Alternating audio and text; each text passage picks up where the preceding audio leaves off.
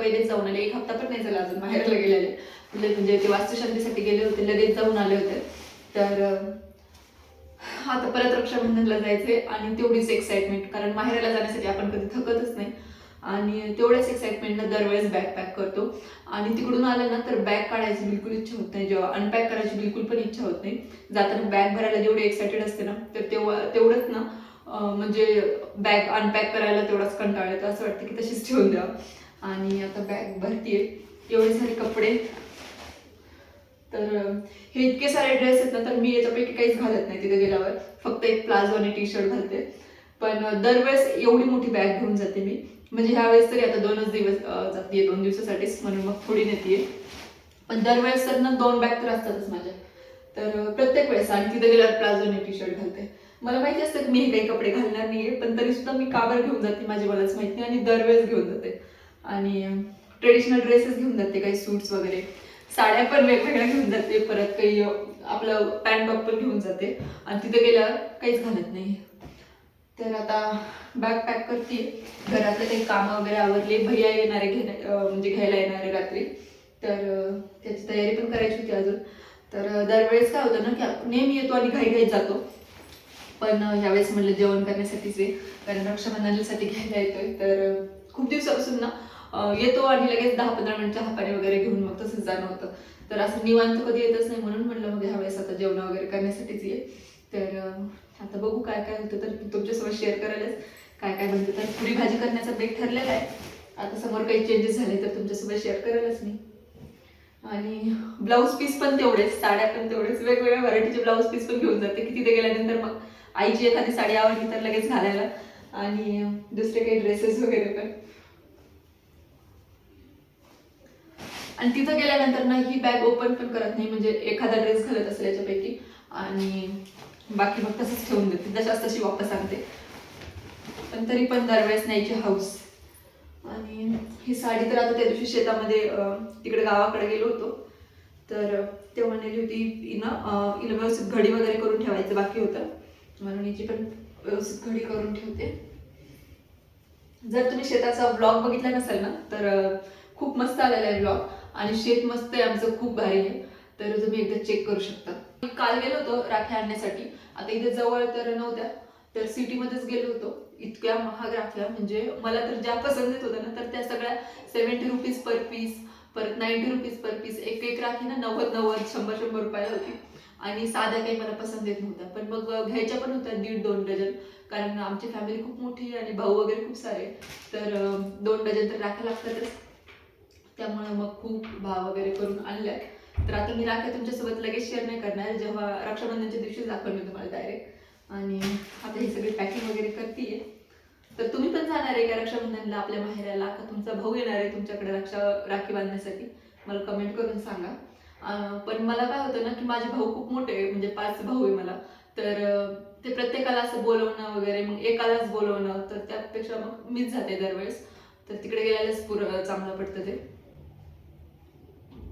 आमची joint family आहे आणि मला 5 भाऊ आहेत, तर मग आता इकडे आले तरी पण एखादा भाऊ येईल आणि मग बाकीचे तसेच राहतील, त्यामुळं मग दरवेळेस मीच जात असते माहेराला, आणि म्हणजे असं काही सण वगैरे असेल तर. आता जवळपास पॅकिंग तर काही झालेली आहे, आता बघूया. काही मेकअपचं सामान आपलं जे डेलीचं असतं, कॉम्पॅक्ट किंवा सनस्क्रीन वगैरे, फेस वॉश, हे तिथे लागलं आता रक्षाबंधनच्या दिवशी. तसं मेकअपचं सगळं सामान माझं ना, म्हणजे 3-4 ठिकाणी असं सेम सेम सगळं सामान आहे, एक्स्ट्रा सगळं. आता तिकडं माहेराला एक ब्रश ना, टूथब्रश पण तिकडे आलं लागेल, तिथे गेले की तो ब्रश यूज करायचा, इकडे जालन्याला एक वेगळा, इकडे संभाजीनगरला एक वेगळा, परत मेकअपचं सामान पण तिकडचं काही वेगळं, परत साड्या पण माझ्या 3-4 ठिकाणी झालेल्या आहेत. आणि तितका पसारा, कधी कधी तर मी विसरून जाते माझ्याकडे कोणत्या कोणत्या साड्या आहे किंवा काय काय सामान आहे, आणि लक्षातूनच जातं माझं. आता चालू आहे आवरणं.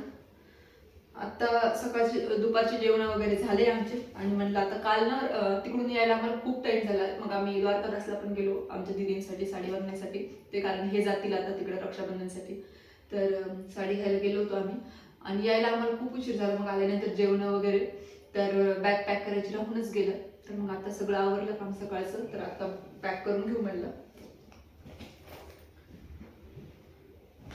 आपलं तर बऱ्यापैकी सामान झालेलं आहे. बंद होती लिफ्ट. दमलं. लाईट आहे की 6व्या मजल्यावर चालत आला म्हणल्यावर चांगलीच पाय. कसं काय बंद आहे की लिफ्ट.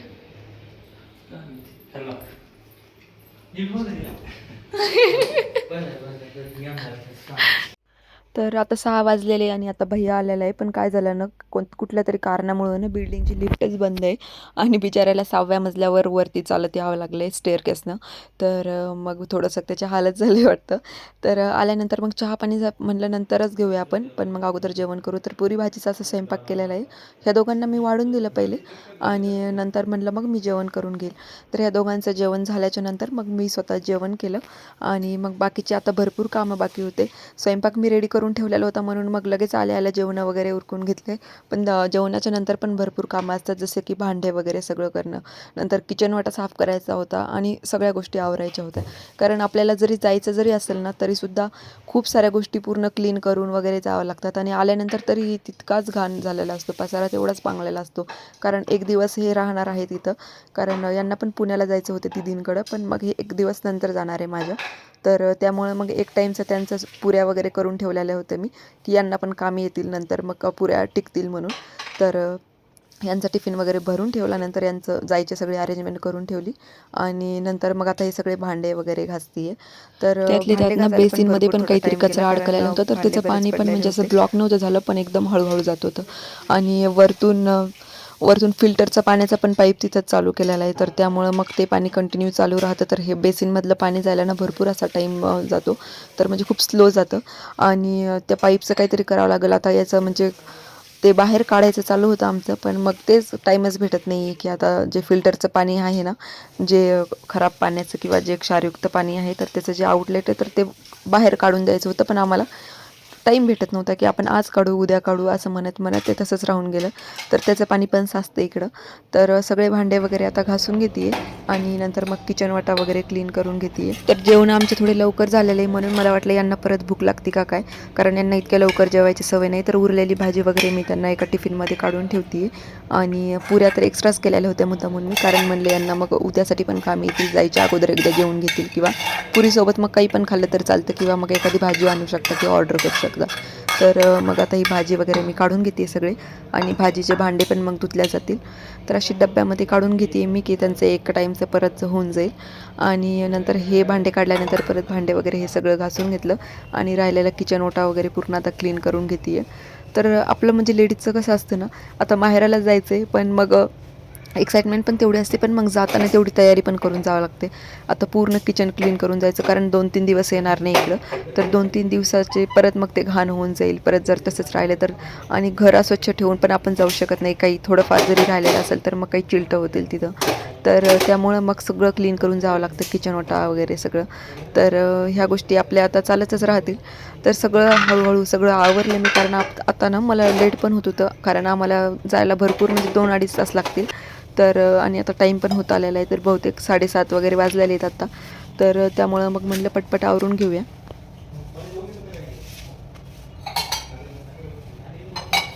तर सगळं आता किचन वाटा, बेसिन, गॅस सगळ्या गोष्टी क्लीन करून झाल्याच्या नंतर आता मी स्वतः रेडी होती. अजून माझं रेडी होणं बाकी होतं, म्हटलं नंतरच आवरून गेल सगळं. ड्रेस चेंज करून घेतलेला होता, पण मग लक्षात आलं की यार आपले झाडं, तर त्यांना मी खूप वेळेस सांगितलं की यार माझ्या झाडांना मरू देऊ नका, त्यांना पाणी टाका रोज, पण तरी पण मला नाही यांच्यावर भरोसाच नाही, म्हणजे हे विसरून जातील जायच्या अगोदर. तर म्हटलं आपणच एवढं काम करून जाऊया आता. तर सकाळी मी टाकलेलं होतं, पण आता पण मी पाणी टाकून देते सगळ्या झाडांना, म्हणलं काही होत नाही.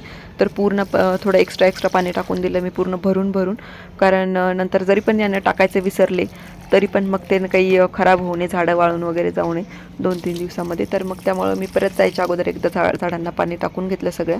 आणि नंतर मग एकदा जाता हे म्हणे की आता जेवण होऊन थोडा टाईम झाला तर एकदा चहा ठेवा. तर हा चहाचा टाईम नाही आहे, कारण आता 8-8:30 झालेले, आणि पण तरीसुद्धा मग चहा ठेवला आणि मी आवरायला घेतलं. इकडं मी पण रेडी झाली आहे. तर माहेराला जायचंच आहे, म्हणजे आता गाडीमध्ये बसूनच जायचं आहे नुसतं, तर मग एवढं काही नाही. तर नुसतं थोडं फ्रेश वगैरे झाले आणि असं काही आवरलेलं नाही आहे खास मी. तर कारण जायची खूप घाई असते ना, तर आपल्याला वाटतं आता यार चांगलं आहे चला. तर मग आता निघायचा टाईम झालेला आहे आणि आम्ही आता जातो आहे खाली. तर साहेब राहणार आहेत फक्त इथं आता एक दिवस, म्हणजे हां ते पण जाणारच आहेत म्हणा उद्या, पण उद्या रात्री जातील किंवा मग परवा दिवशी सकाळी रक्षाबंधनच्या दिवशीच जातील. तर मग आता निघतोय आम्ही खाली. आणि मला हे पण वाटत होतं की यार आता फर्स्ट टाईमच आता ते इथे राहिलेले नाही एकटे, कारण ना आम्ही सोबतच असतो नेहमी, तर आता ह्या घरामध्ये फर्स्ट टाईमच राहणार आहे ते एकटे. तर मग त्यामुळे मला पण असं वाटत होतं की यार हे एकटेच राहतील आता. पण मग ठीक आहे, आता एका दिवसाचा प्रश्न आहे. तर मी त्यांना म्हणत होते की तुम्ही उद्याच जा, म्हणजे तुम्हाला पण थोडं बरं वाटेल, कारण एकट्याला करमणार नाही इथं. आणि असं करत करत त्यांना बाय बोललो आणि मग आम्ही निघालो. Bye bye.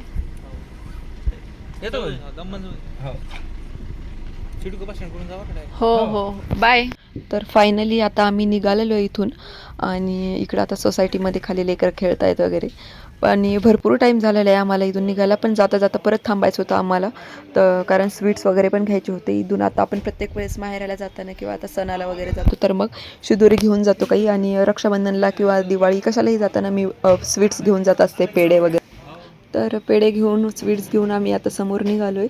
आणि असेच नवीन नवीन व्हिडिओज बघण्यासाठी अजून चॅनलला सबस्क्राईब केलेलं नसेल तर सबस्क्राईब करा. आणि आजचा व्हिडिओ मी इथं सेंड करते. भेटूया अशाच एका नेक्स्ट व्हिडिओमध्ये. तोपर्यंत बाय.